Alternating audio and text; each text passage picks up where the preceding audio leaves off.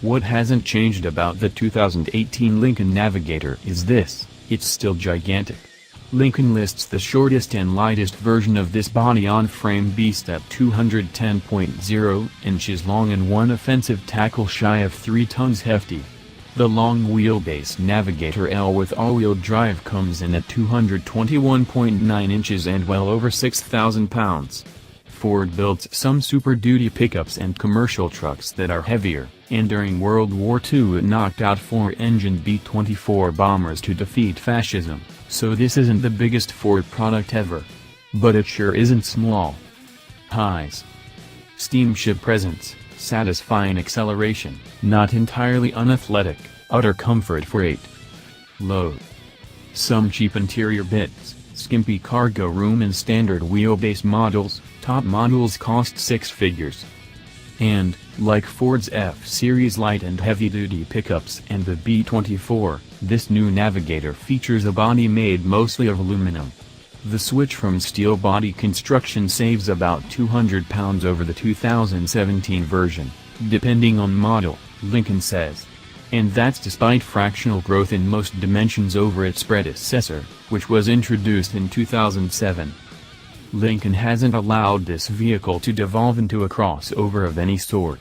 There's a full steel ladder frame under all that aluminum, and the suspension system is more truck in concept than wimpy car.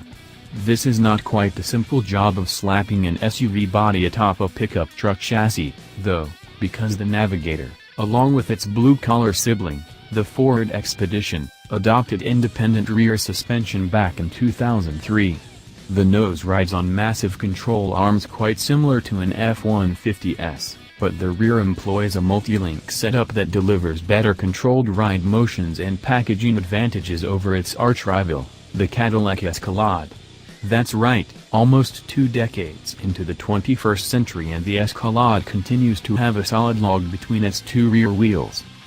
The Navigator's interior decor is reminiscent of a Hilton Garden Inn at the premier level, gets kind of Marriott-like as you rise into select and reserve trims, then goes all Ritz-Carlton at Black Label. The design itself feels a bit trapped between traditional luxury cues, thick bolstered seats and wood trim in most models, and the emerging minimalism of touchscreens in the center for entertainment systems and another screen containing the speedometer and vehicle monitors in front of the driver. While the rest of the Lincoln line was being renamed with various letters, the Navigator remained a Navigator. Now there's a Continental, too.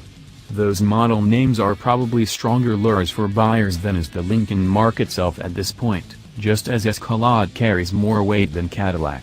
It's fair to assume that this big, ridiculously comfortable truck is among the most profitable things that the Ford Motor Company builds. It was overdue for replacement. And the automaker didn't screw it up.